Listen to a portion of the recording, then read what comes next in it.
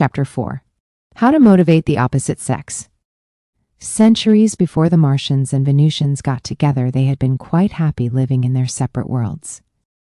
Then one day, everything changed. The Martians and Venusians on their respective planets suddenly became depressed. It was this depression, however, that motivated them eventually to come together. Understanding the secrets of their transformation helps us today to recognize how men and women are motivated in different ways. With this new awareness, you will be better equipped to support your partner as well as get the support you need at difficult and stressful times. Let's go back in time and pretend to witness what happened. When the Martians became depressed, everyone on the planet left the cities and went to their caves for a long time. They were stuck and couldn't come out until one day when a Martian happened to glimpse the beautiful Venusians through his telescope. As he quickly shared his telescope, the sight of these beautiful beings inspired the Martians, and their depression miraculously lifted. Suddenly they felt needed. They came out of their caves and began budding a fleet of spaceships to fly to Venus. When the Venusians became depressed, to feel better they formed circles and began talking with one another about their problems. But this didn't seem to relieve the depression. They stayed depressed for a long time until through their intuition they experienced a vision. Strong and wondrous beings would be coming across the universe to love, serve, and support them. Suddenly they felt cherished. As they shared their vision, their depression lifted, and they happily began preparing for the arrival of the Martians. These secrets of motivation are still applicable. Men are motivated and empowered when they feel needed. When a man does not feel needed in a relationship, he gradually becomes passive and less energized. With each passing day, he has less to give the relationship. On the other hand, when he feels trusted to do his best to fulfill her needs and appreciated for his efforts, he is empowered and has more to give. Like the Venusians, women are motivated and empowered when they feel cherished. When a woman does not feel cherished in a relationship, she gradually becomes compulsively responsible and exhausted from giving too much. On the other hand, when she feels cared for and respected, she is fulfilled and has more to give as well. When a man loves a woman, a man falling in love with a woman is similar to what took place when the first Martian discovered the Venusians. Stuck in his cave and unable to find the source of his depression, he was searching the sky with his telescope. As if he had been struck by lightning, in one glorious moment, his life was permanently changed. He had glimpsed through his telescope a vision he described as awesome beauty and grace. He had discovered the Venusians, his body lit on fire. As he watched the Venusians, for the first time in his life, he began to care about someone other than himself. From just one glimpse, his life had new meaning, his depression lifted. Martians have a win-lose philosophy. I want to win, and I don't care if you lose. As long as each Martian took care of himself, this formula worked fine. It worked for centuries, but now it needed to be changed. Giving primarily to themselves was no longer as satisfying. Being in love, they wanted the Venusians to win as much as themselves. In most sports today, we can see an extension of this Martian competitive code. For example, in tennis, I not only want to win, but also try to make my friend lose by making it difficult for him to return my shots. I enjoy winning, even though my friend loses. Most of these Martian attitudes have a place in life. But this win-lose attitude becomes harmful in our adult relationships. If I seek to fulfill my own needs at the expense of my partner, we are sure to experience unhappiness, resentment, and conflict. The secret of forming a successful relationship is for both partners to win. Differences attract. After the first Martian fell in love, he began manufacturing telescopes for all his brother Martians. Very quickly, they all came out of their depressions. They too began to feel love for the Venusians. They started to care about the Venusians as much as themselves. The strange and beautiful Venusians were a mysterious attraction to the Martians. Their differences especially attracted the Martians. Where the Martians were hard, the Venusians were soft. Where the Martians were angular, the Venusians were round. Where the Martians were cool, the Venusians were warm. In a magical and perfect way, their differences seemed to complement each other. In an unspoken language, the Venusians communicated loud and clear, "We need you. Your power and strength can bring us great fulfill, filling a void deep within our being. Together, we could live in great happiness." This invitation motivated and empowered the Martians. Many women instinctively understand how to give this message. In the beginning of a relationship, a woman gives a man a brief look that says, "You could he the one to make me happy." In this subtle way, she actually initiates their relationship. This look encourages him to come closer. It empowers him to overcome his fears of having a relationship. Unfortunately, once they are in a relationship, and as the problems begin to emerge, she doesn't know how important that message still is to him and neglects to send it. The Martians were very motivated by the possibility of making a difference on Venus. The Martian race was moving to a new level of evolution. They were no longer satisfied by just proving themselves and developing their power. They wanted to use their power and skills in the service of others, especially in the service of the Venusians. They were beginning to develop a new philosophy, a win-win philosophy. They wanted a world where everyone cared for themselves as well as for others. Love motivates Martians. The Martians began building a fleet of spaceships that would carry them across the heavens to Venus. They had never felt so alive. Through glimpsing the Venusians, they were beginning to have unselfish feelings for the first time in their history. Similarly, when a man is in love, he is motivated to be the best he can be in order to serve others. When his heart is open, he feels so confident in himself that he is capable of making major changes. Given the opportunity to prove his potential, he expresses his best self. Only when he feels he cannot succeed does he regress back to his old selfish ways. When a man is in love, he begins to care about another as much as himself.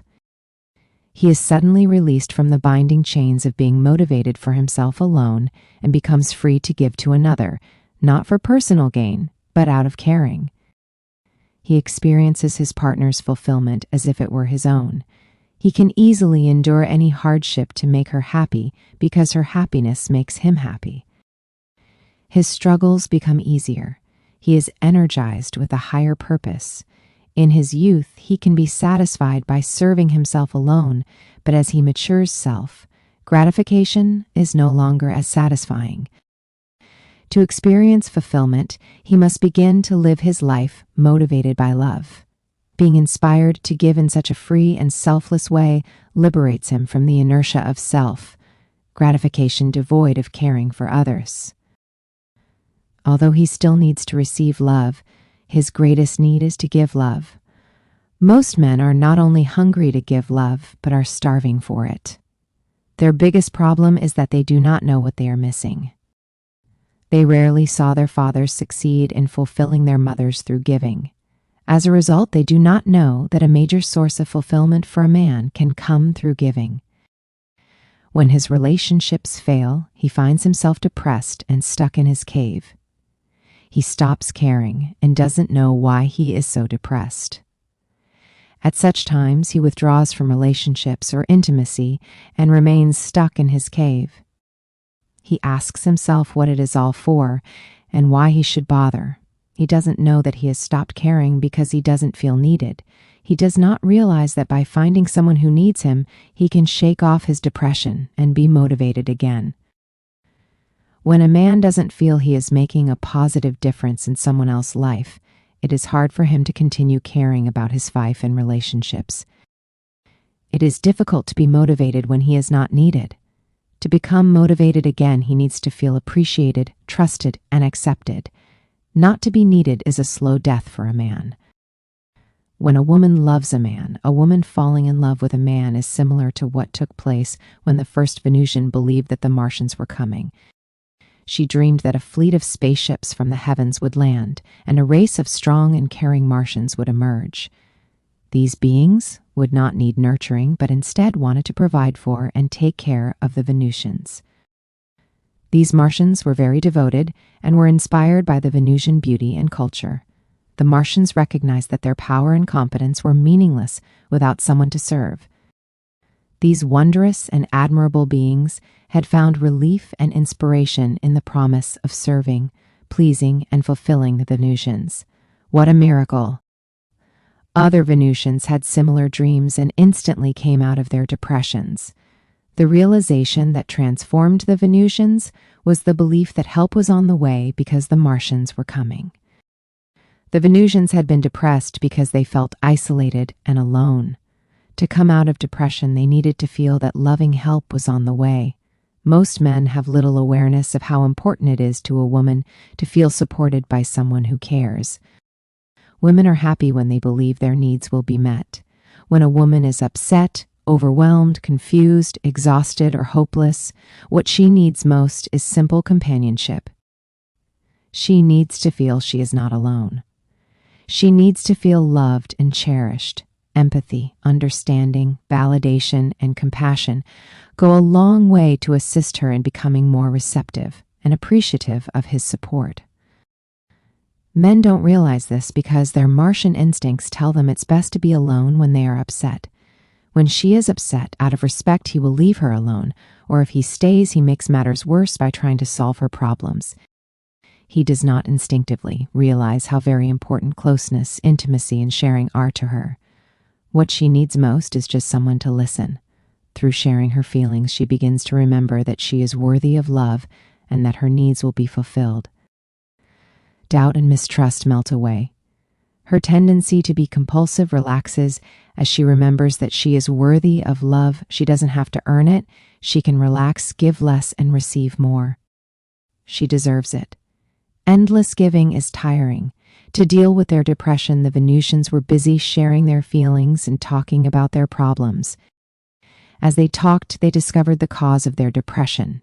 They were tired of giving so much all the time. They resented always feeling responsible for one another. They wanted to relax and just be taken care of for a while. They were tired of sharing everything with others. They wanted to be special and possess things that were their own. No longer were they satisfied being martyrs and living for others. On Venus, they lived by lose. Win philosophy. I lose so that you can win. As long as everyone made sacrifices for others, then everyone was taken care of.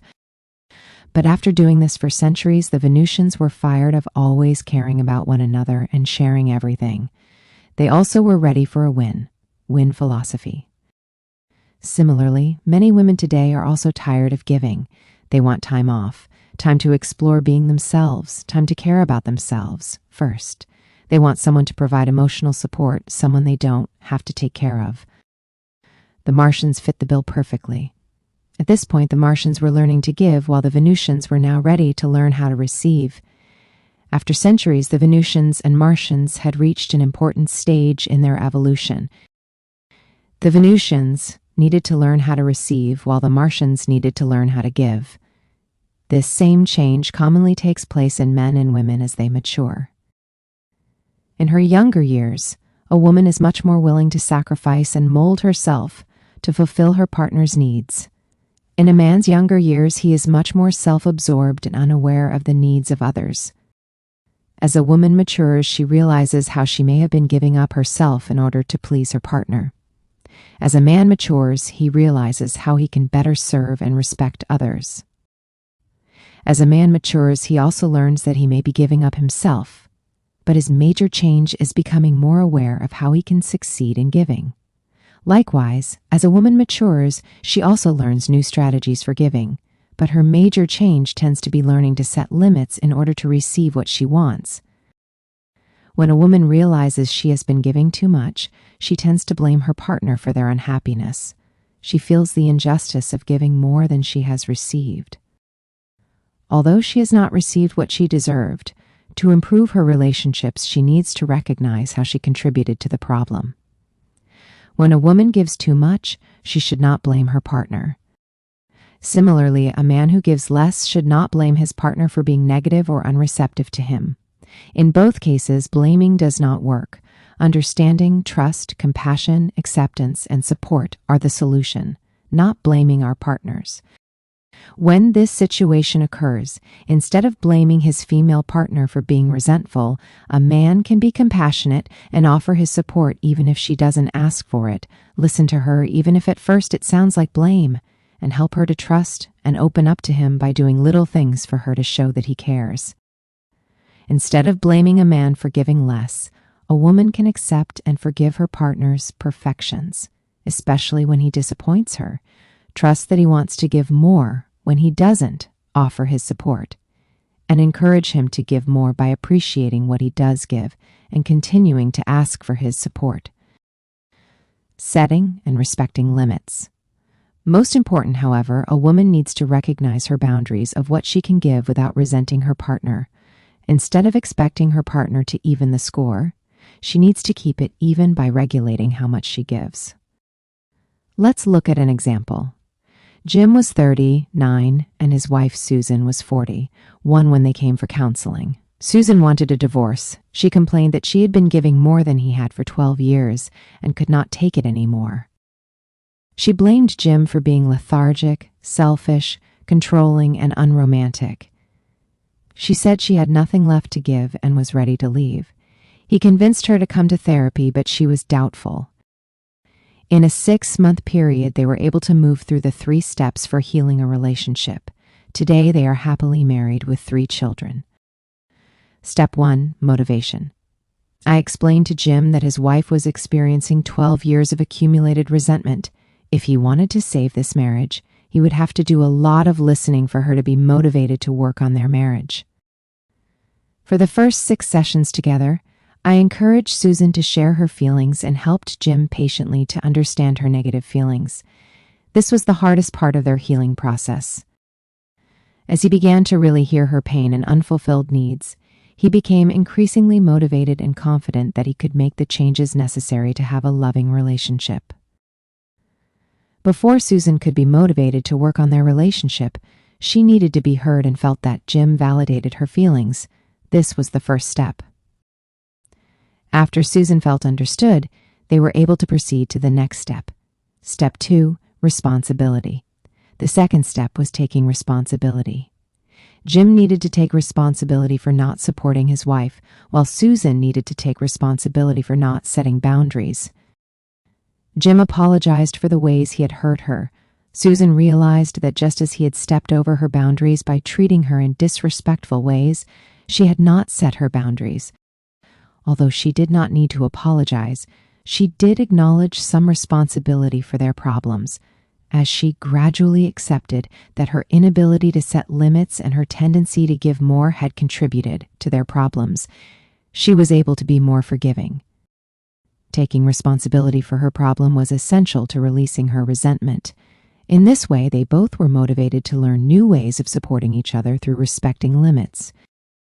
Jim particularly needed to learn how to respect her boundaries, while Susan needed to learn how to set them. Both of them needed to learn how to express honest feelings in a respectful way. They agreed in this third step to practice setting and respecting limits, knowing that at times they would make mistakes. Being able to make mistakes gave them a safety net while they both practiced. These are some examples of what they learned and practiced. Susan practiced saying, "I don't like the way you are talking. Please stop yelling or I will leave the room." After leaving the room a few times, she didn't need to do it anymore. And when Jim would make requests that she would later resent doing, she practiced saying, "No, I need to relax," or "No, I'm too busy today." She discovered that he was more attentive to her because he understood how busy or tired she was. Susan told Jim that she wanted to go on a vacation, and when he said he was too busy, she said that she would go alone. Suddenly, he shifted his schedule and wanted to go.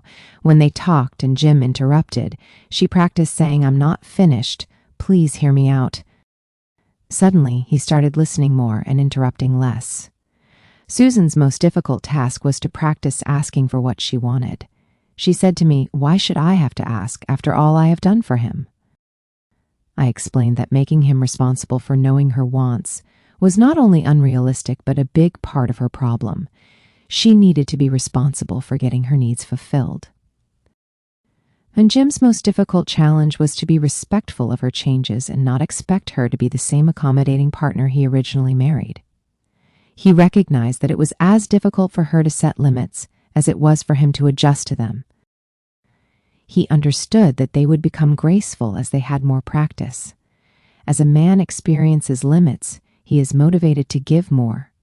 Through respecting limits, he automatically is motivated to question the effectiveness of his behavior patterns and to start making changes.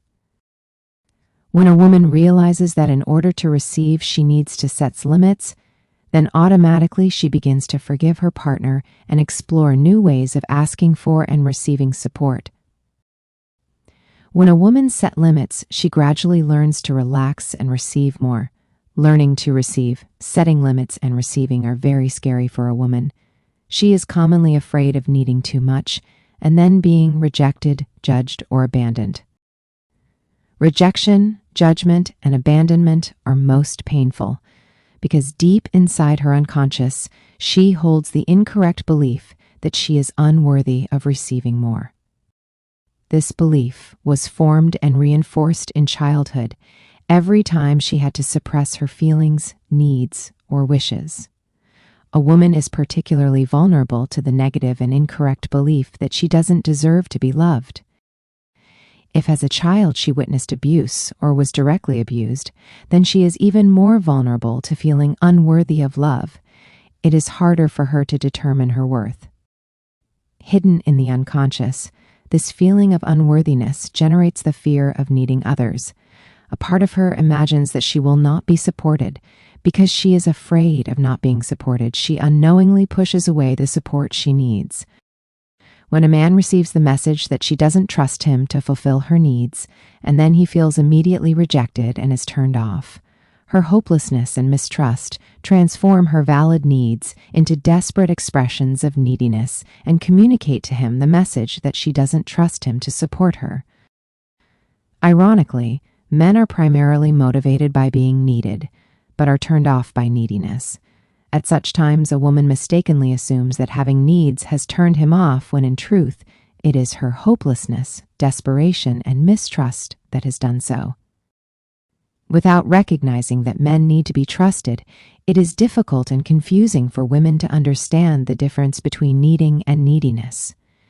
Needing is openly reaching out and asking for support from a man in a trusting manner, one that assumes that he will do his best. This empowers him.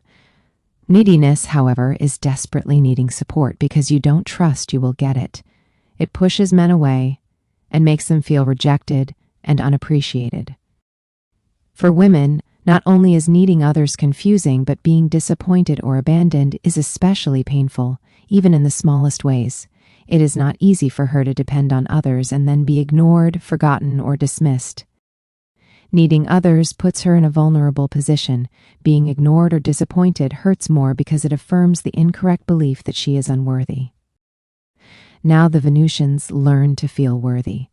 For centuries, the Venusians compensated for this fundamental fear of unworthiness by being attentive and responsive to the needs of others. They would give and give, but deep inside they did not feel worthy of receiving.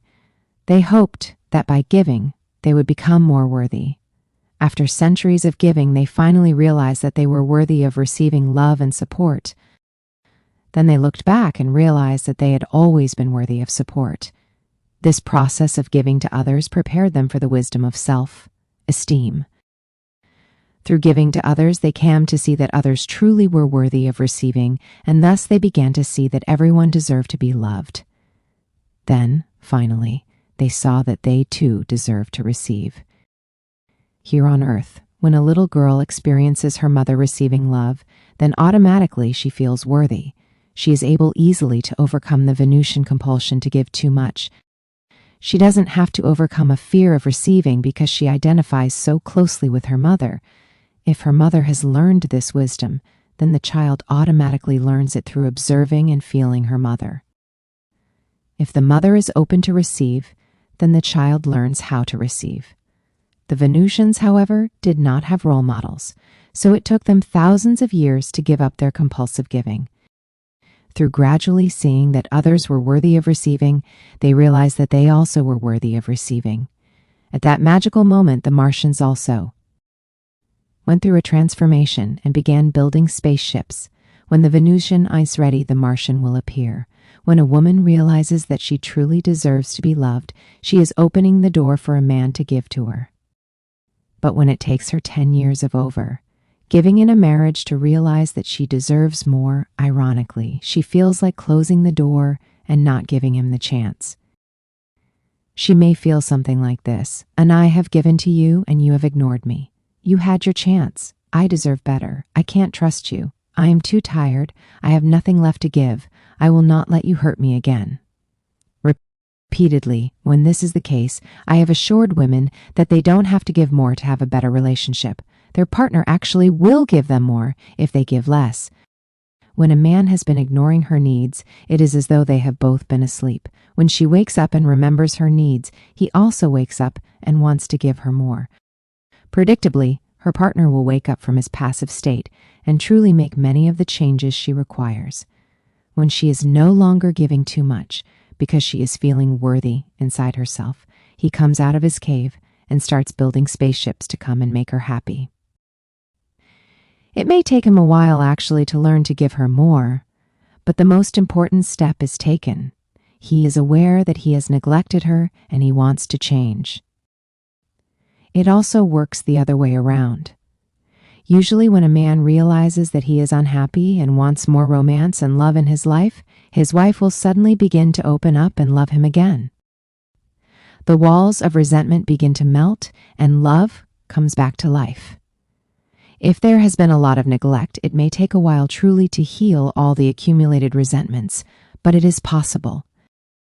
In Chapter 11, I will discuss easy and practical techniques to heal these resentments. Quite often, when one partner makes a positive change, the other will also change.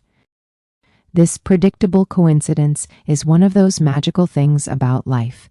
When the student is ready, the teacher appears. When the question is asked, then the answer is heard.